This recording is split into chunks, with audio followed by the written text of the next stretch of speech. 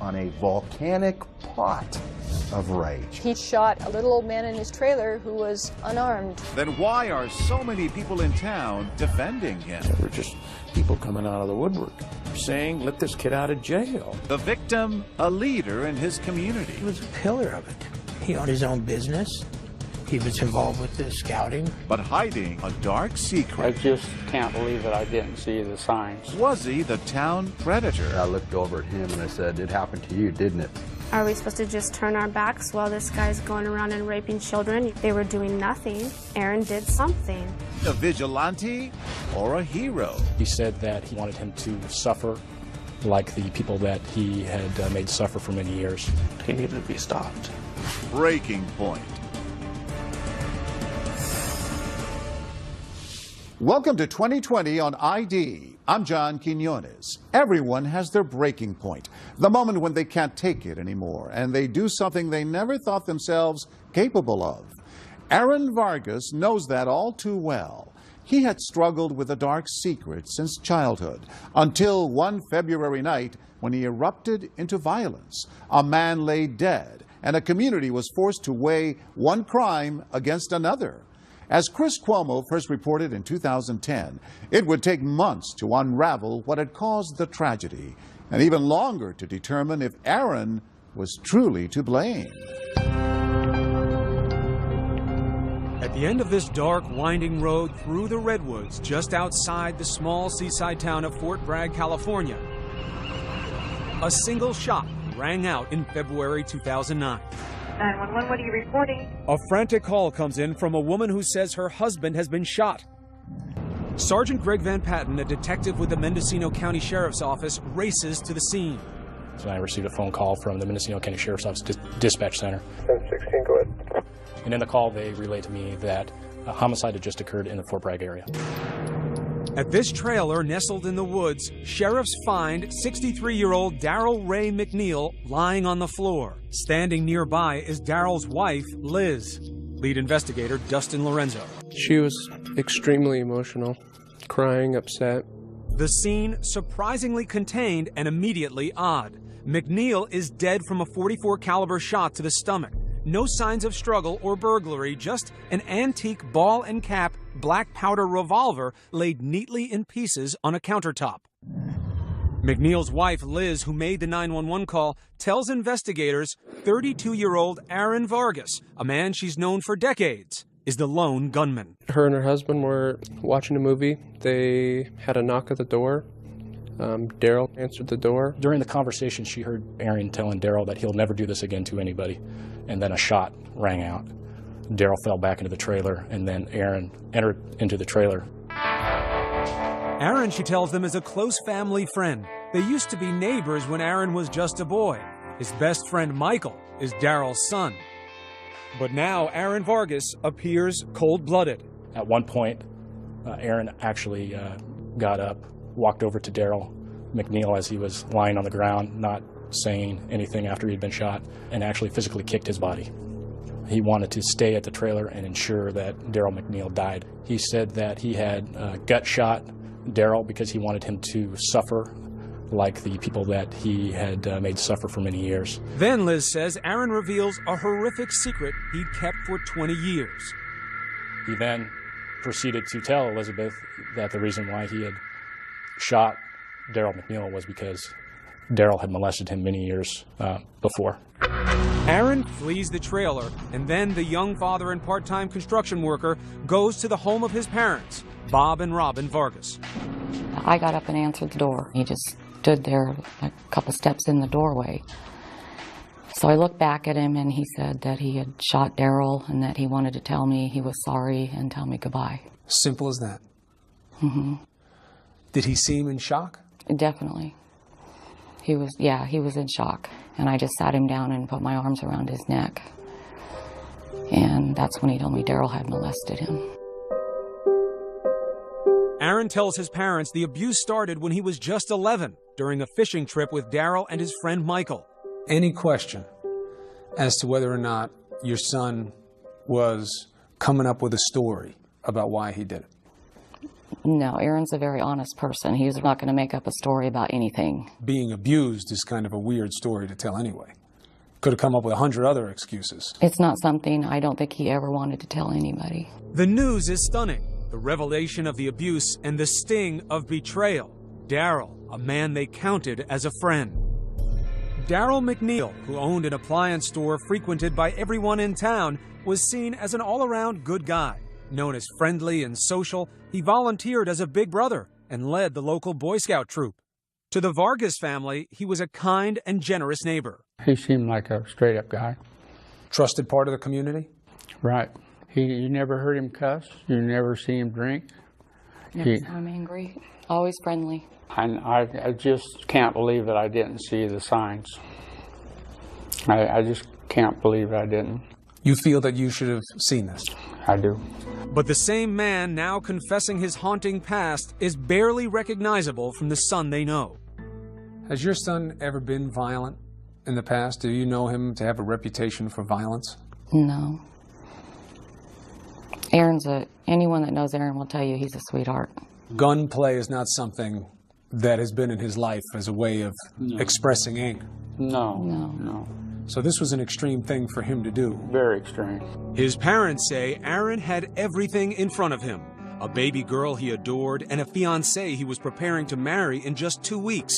Why, they wondered, had he risked all that? I told him, why didn't you come to me? I hollered at him. I was upset. I said, who's going to raise your daughter? Who's going to take care of her family now? But while the questions behind the mysterious slaying mount, flashing lights of the sheriff's investigators appear at the end of the driveway.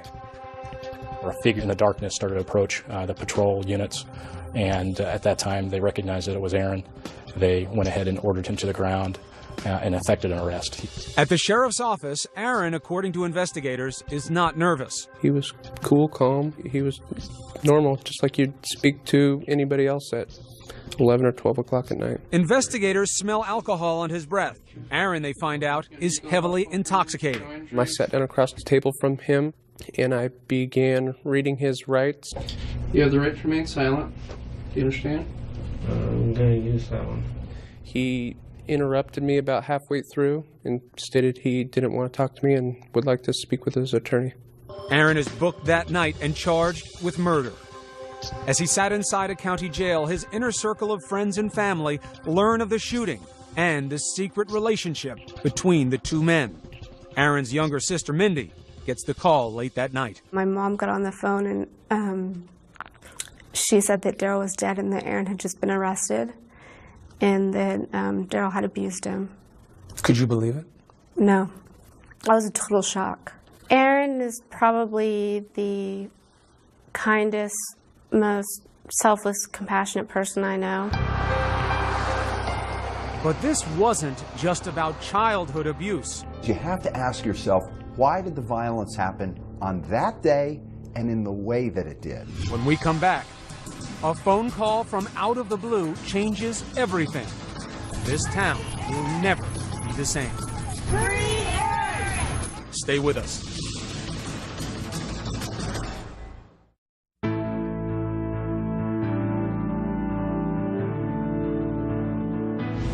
Aaron Vargas, known for his gentle nature, has shot and killed a man considered to be a pillar of the community. He's confessed to the murder, but claims Daryl McNeil had been abusing him since childhood. What really happened between the two men, and what caused Aaron to snap? Here again, Chris Cuomo.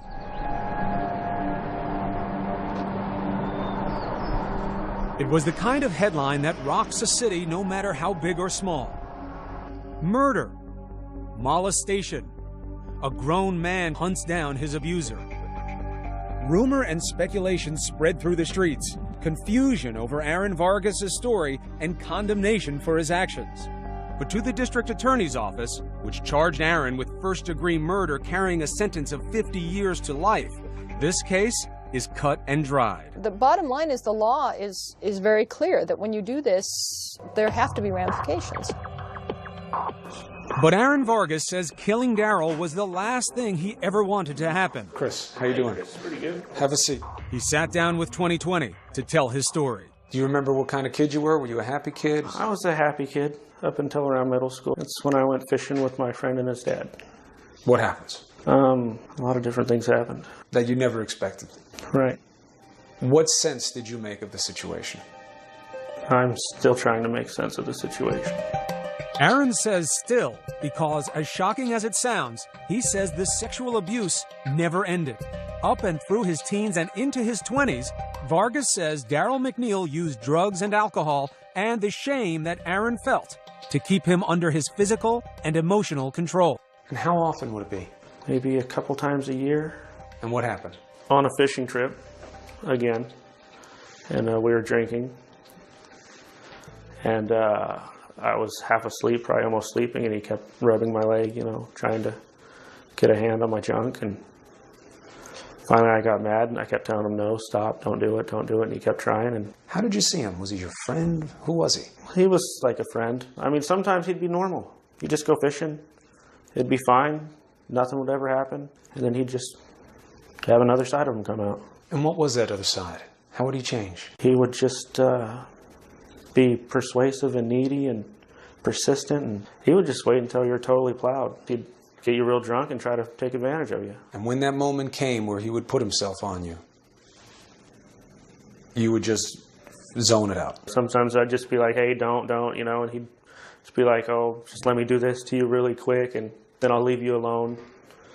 You know, he'd say whatever he could. When he would make sexual advances, when that's where this would go, in your mind, did you feel this is right, this is wrong? I know it's wrong. And then afterwards, how would you feel?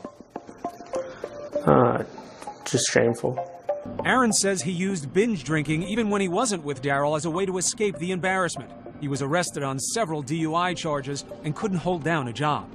Aaron's family saw him struggling too, but never understood why. Everything would seem fine, and he'd have a job, he maybe had a girlfriend, he seemed happy, had it together, and then all of a sudden it's like his whole life would fall apart. And my family and I would discuss it at times, you know, we would wonder what's going on with Aaron. We've seen a little bit of change in Aaron, you know, when he got in his teens, and we just kind of figured it was his teens. What do you believe now was the reason for his erratic behavior and his struggles? It was Daryl coming into his life. It was a pattern of Aaron getting away from Daryl and Daryl finding him, and that's what would cause Aaron's world to just fall apart. Aaron says no matter how hard he tried to keep his distance from Daryl, the cycle of abuse would start again. He'd find my phone number or whatever, no matter where I went. He'd come around my work and whatnot. He'd call almost daily. Were you trying to push him away? Yes. And it wasn't working? No. And what would it do to you emotionally every time he'd show up, every time he'd call? It would just make me tense up. What do you think it was that kept you from protecting yourself from him? What kind of control did he have? I think I just didn't care about myself. Explain that to me. He just, for some reason, he got to do what he did, and that was that. If somebody came up to you and pushed you in the chest, and you didn't know them and you didn't like it, yeah, right, they were going to have their hands full, right? But there was something about this man and what he could do to you that made you somewhat powerless? Yeah, I know. It still doesn't make sense to me. Sometimes I guess people can take control over you in ways that you would never imagine. And that control is what McNeil thrived on, according to ABC News consultant and forensic psychiatrist Dr. Michael Wilner. Why would a grown man continue this kind of relationship? Unrelenting abuse. And it doesn't have to be happening constantly. You take someone who's vulnerable and you get them formative and you attach them all through their development and you get in their DNA. And that's how you have people who even in adulthood are doing things totally unacceptable to them, and yet at the same time they're powerless to break away from it. I think the sexual hook for McNeil, it wasn't only about the child, but it was about that sense that I can have someone who's a big, strong adult, and I still have him in the palm of my hand. That is the mindset of the psychological sadist. But why, after 20 years, did Aaron suddenly snap? Because, he says, he had a revelation that McNeil might have a new target. his daughter. Seems like he has a plan. Yeah. Aaron was so excited about a baby, and then when he became a father, it was like this whole new side to Aaron that you saw. You know, he's such a great dad, and it was like, wow, this is great. How did becoming a father change you? It made me want to be responsible, want to make myself, the best guy I could be. Aaron says Daryl called asking to babysit. And you feel that she was in danger? I know she was. Because? Just the way he was coming around my house, and there's no doubt in my mind at all. What was the nightmare for you? Oh, if he came around when I wasn't there, he'd, touch my daughter in some funny way when she wasn't being guarded. That wasn't the only thing weighing on Aaron's mind. The biggest catalyst may have been a phone call that came out of the blue from his best friend Michael, Daryl's son. He was just distraught and he was out of sorts. Michael tells Aaron he believes his father used him to get to his friends. The two men met here with Daryl's stepson, John Clemens. For the first time in their lives, the three grown men open up about their childhood secrets. I hated him. Never forgot about what he was doing to me. John Clemens says the molestation by his stepfather started around age 10 and continued until he was 14, when he decided to stand up to him. I finally realized that what he was doing to me was wrong. I basically told him if he ever touched me again, I would beat the crap out of him. While the two brothers, John and Michael, speak, Aaron quietly. I looked over at him and I said, "It happened to you, didn't it?" Aaron didn't say anything. He nodded his head yes. This was the first time you had ever heard that you weren't alone, right? Right. And this would also be the first time that you would ever admit that you were a victim, right? Yes. Aaron says he was in a state of shock for 2 days after that meeting and finally went fishing to clear his head. He would have a few drinks. A few would turn into many. I decided to go say something to him. And you bring a gun? Yeah. What happened when you knocked on the door? I remember showing him the gun and tell him, "Listen, I'm not joking. You're going to stop doing what you're doing and you're not going to hurt anybody anymore." You didn't go there to kill him? No. Why not? After everything he had done, fear of your own kid, you didn't think it was going to stop? It's not up to me to decide someone's fate. That said, he wound up fatally shooting Daryl McNeil. Aaron insists it was an accident, but says he can't remember how it happened. So the gun goes off. What do? Did you try to help Daryl? I was more concerned about what was wrong with Liz. Well, you know what was wrong with Liz. You just shot her husband. But why didn't you try to save the man on the floor if you didn't want to kill him? He just didn't seem important to me at the time. But there was something important about Daryl McNeil's murder, more than Aaron could ever imagine. There were 12 other people who wanted their fingers on that trigger. And there was more. There were more Aarons out there, right? Right. In the eyes of many, Aaron Vargas is about to go from killer to hero. Stay with us.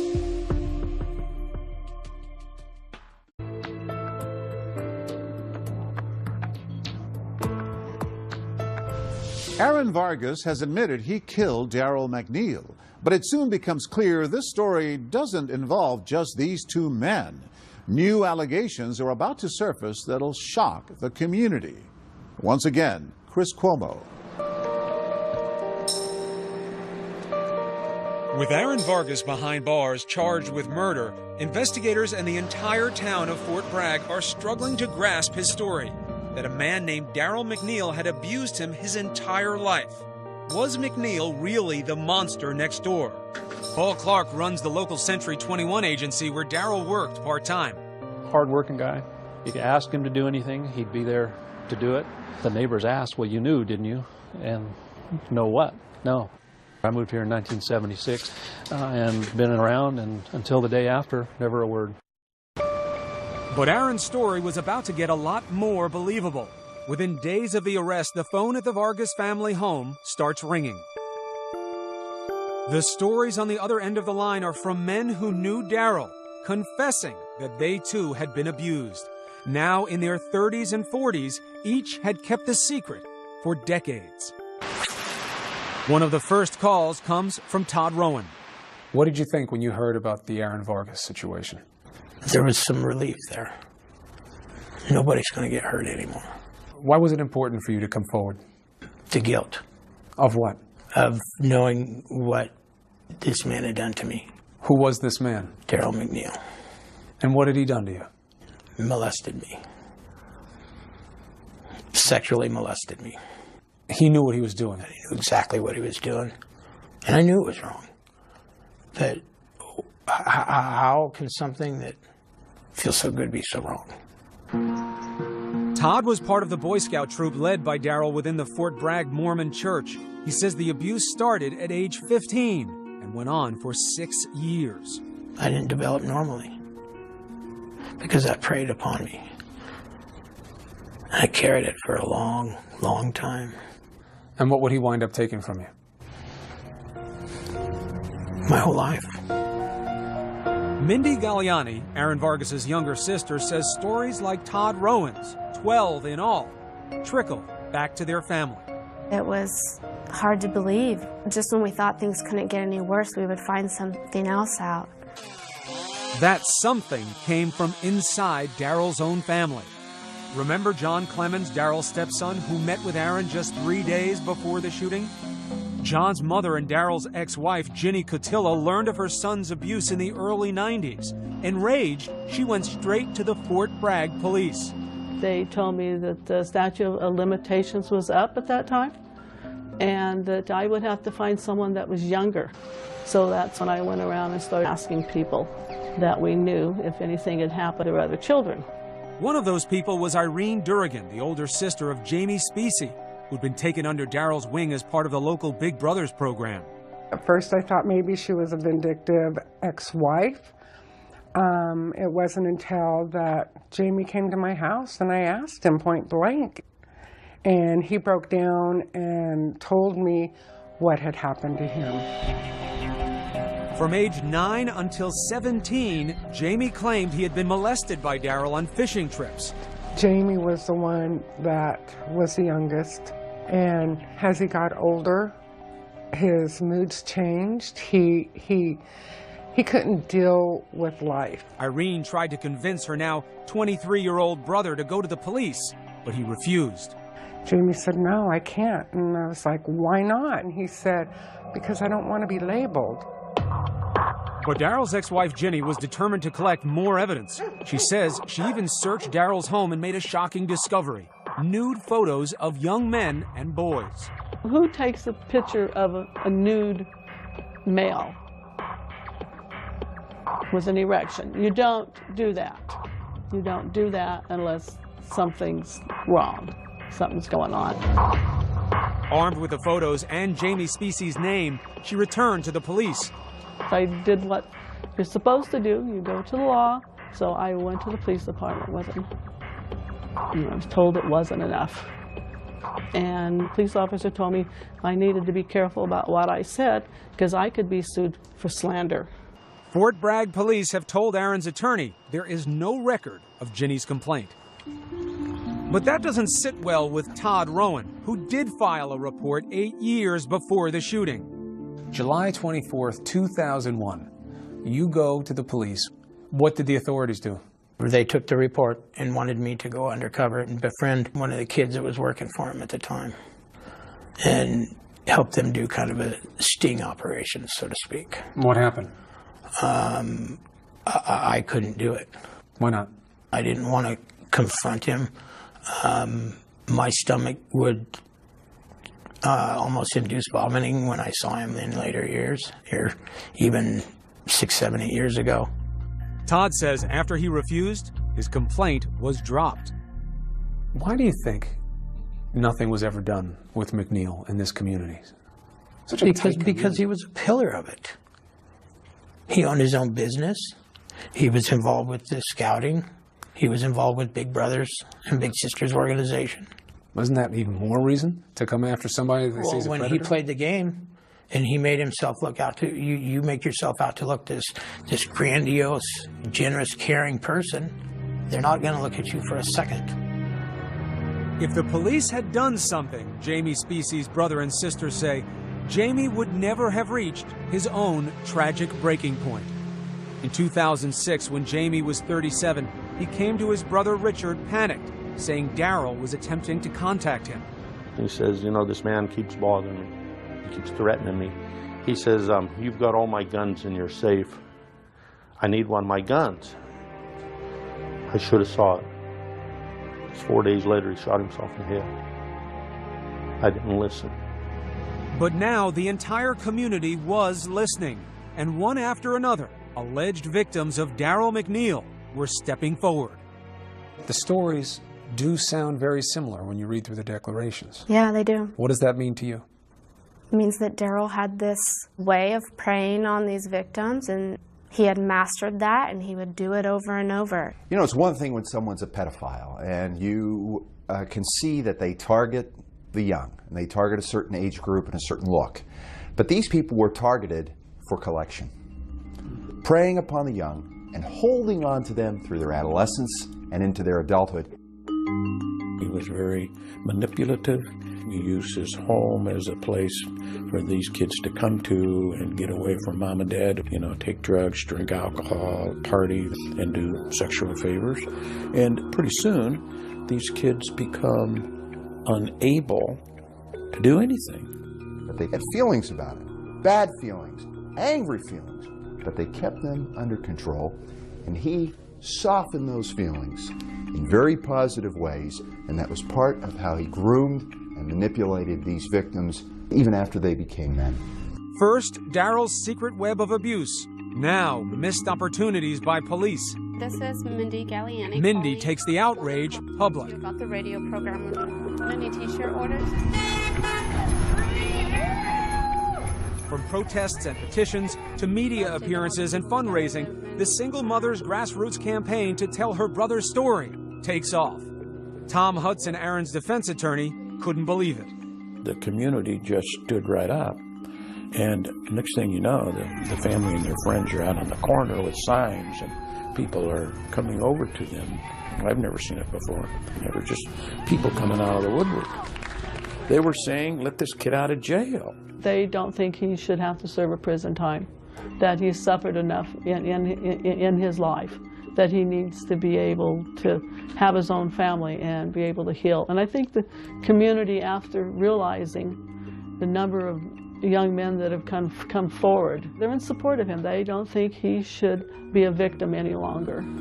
A town once skeptical is now, it appears, backing a murderer. But not everyone in Fort Bragg is ready to parade Aaron through the streets. There is always two sides of a story, and there is another side to the story, for sure. What was the relationship between these two men really about? That's next.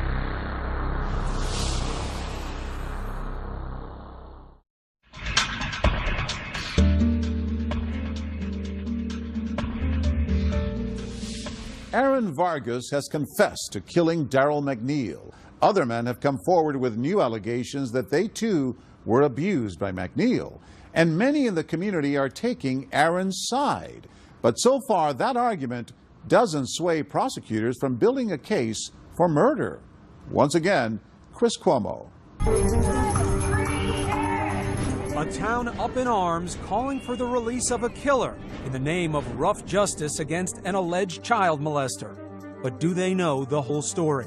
It's much more involved than what is led to believe in previous media reportings. It's been one-sided.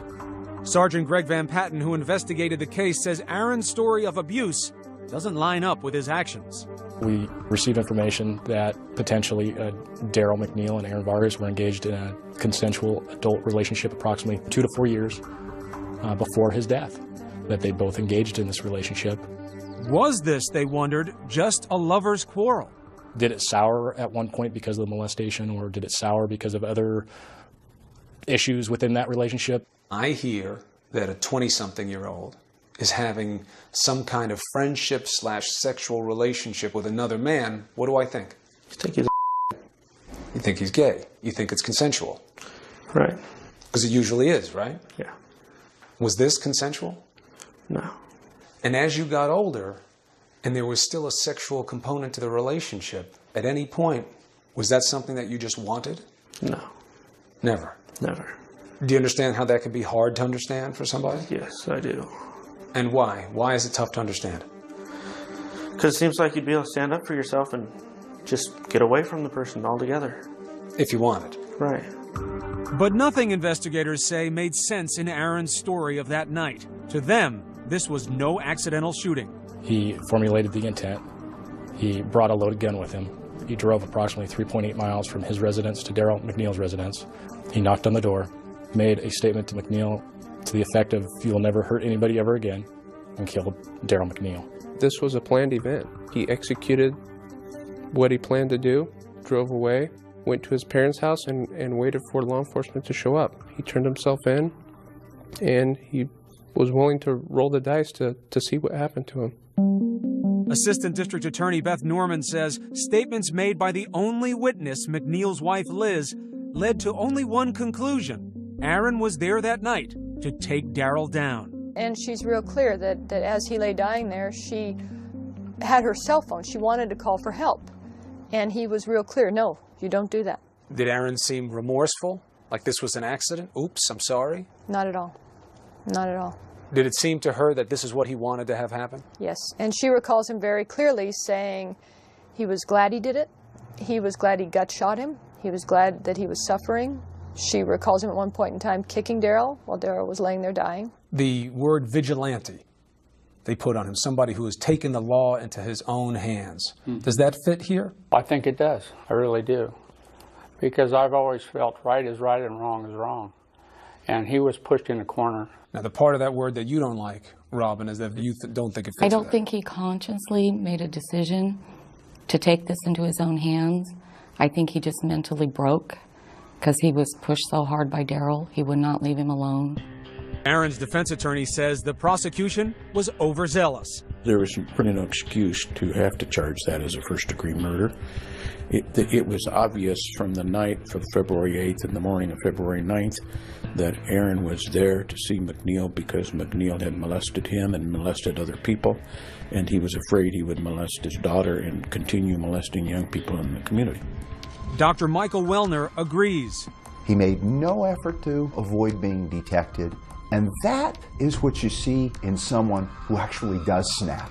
Wellner believes Aaron now knew the power of the puppet master that had controlled his life, and none was beyond his reach. You ever heard of a situation like this before where a man has another man having this kind of physical and emotional control over them for this much of their life? I haven't heard of a situation like this, but having heard about it, I reflect on whether the reason I haven't heard about it is that the McNeils of the world are just so good at it that we never find out. What do you think the impact was for Aaron Vargas of meeting the other men who came forward with the same type of horror story that he had lived? I think that conversation was a catalyst. I think there was something about taking in the story of these other victims that heightened for him his own helplessness, the scope and success, really, of McNeil's preying on others, and underlined the urgency of the threat to Vargas's daughter. And he wasn't strong enough to do something for himself, but when it came to his kid, that extra motivation, that extra fear, put him in a condition where he could act. Think about it as a father. What would you do for a kid? Anybody who's been a parent can relate to that. Would you die for your child? Hell yeah. A psychologically tortured defendant, a town asking for his release. The case against Aaron Vargas is turning into a public relations nightmare for the prosecution. What did you think about how the community took a turn toward Aaron Vargas in this situation? That was difficult for us. I mean, we had to keep going forward because we know legally what we have to do. And there's an even bigger problem. Some members of Darrell's own family seem to support Aaron Vargas. In this letter to the district attorney, even the widow who witnessed the execution asks for the case to be settled. She misses her husband, and she is not happy that he's not around, though she understands how it all played out. She thinks the most important thing for Aaron would be to get counseling and then try and make a happy life for himself. Were you surprised when people with the name McNeil and who were related to Darrell McNeil came forward and said, I know what he did, I know why Aaron did this, I support Aaron? I wasn't surprised by that. I assumed that that's what would happen from the beginning. Why? Because I know how well they know Aaron. Aaron grew up around them. What do you think is going to happen? I'm hoping that we get a jury that we can educate on all these psychological issues, a jury that's compassionate, that doesn't just see these issues in black and white. And I'm hoping that they'll see that the right thing to do is to let Aaron get help. What is right in this situation? What is the right thing to do here? Aaron needs to be home. He needs to be in counseling. He needs to be with his family. He doesn't need to be locked up. It's not his fault. But how would a jury see Aaron? As a father desperate to protect his family from the nightmare he endured? Or as a calculating killer who took things too far? Stay with us.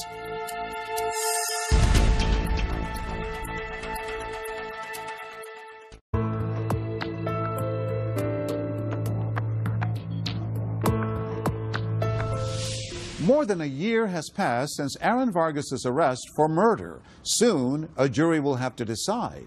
Is he a vengeful vigilante who gunned down Daryl McNeil in a calculated rage? Or a young man in the grip of a sadistic predator who pushed him to the edge? As Chris Cuomo reported, Aaron's family can only hope that the jury will see the same person they do. So what do you want people to know about your brother? Because the headline reads, "Man murders a man that he says was his abuser 20 years ago." I want them to know that Aaron was just trying to get somebody to leave his family and other people alone. He was just trying to scare somebody into not abusing kids anymore. You don't think it's premeditated murder? Not at all.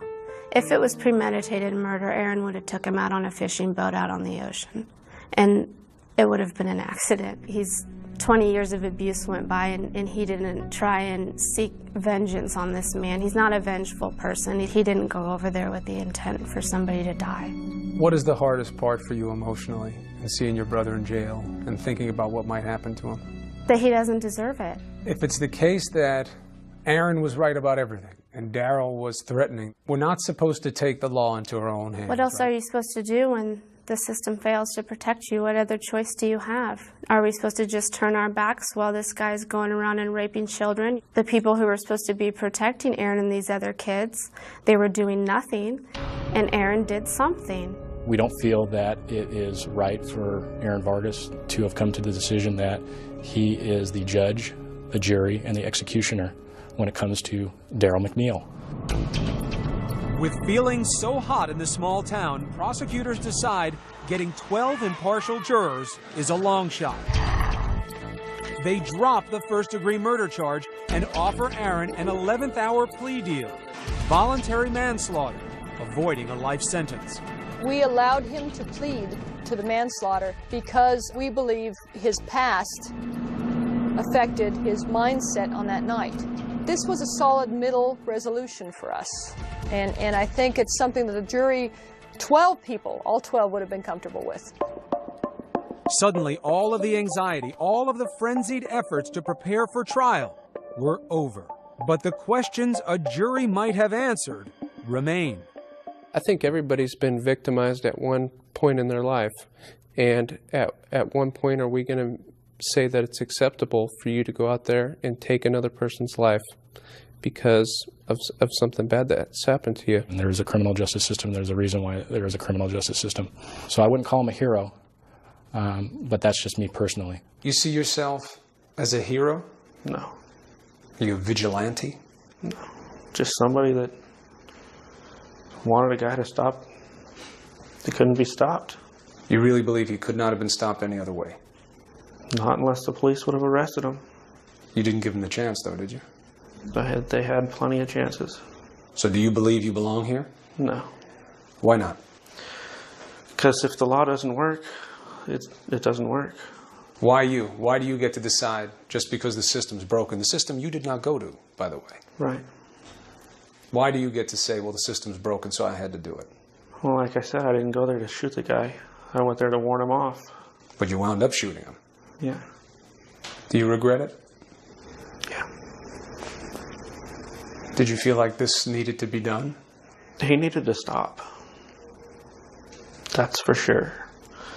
He didn't need to be shot and killed, but he needed to be stopped. He was actually damaging people, and it wasn't a game anymore, you know? He played his whole life like it was a game. He just wasn't going to keep going, and we weren't going to be little puppets anymore. He could receive up to 10 years in prison, or he could walk away a free man. Whenever Aaron is released, Fort Bragg will likely welcome home a controversial hero. When that boy gets out, I'm going up and shake his hand. I'm going to give him a big hug and tell him if there's anything I can do for him. The rest of his life, I'll be there for him. I don't want to praise Aaron for what he did, but Aaron did what he felt was right to save himself. He's still alive. He can go through therapy. He can get the help he needs. My brother's not alive, and all I have is memories. I'm sorry. All I have is memories of Jamie. Some still feel Aaron should have faced a jury of his peers. There's no one that's for sexual abuse. Absolutely no one. No one would ever say that. But the fact that Daryl was murdered without his day in court doesn't set well with a lot of people. How should Aaron Vargas be seen? Is he a hero? No. What is he? I think he's somebody who acted out without thinking. He took a loaded gun and shot a little old man in his trailer who was unarmed. I don't know how that's a hero. Aaron's sister Mindy doesn't see her brother's plea deal or sentencing as an ending, good or bad. To her, this is just the beginning of a long road to recovery. Daryl got off easy because his victims are still here and all their families are still here. And there's a lot of pain that's still going on. It's just something that they'll have to deal with for the rest of their lives. I think he got off easy. We're having to deal with his mess. Aaron Vargas was sentenced to 9 years in prison. He unsuccessfully appealed that sentence and is scheduled to be released in 2017. I'm John Quinones. Please join us next time for another edition of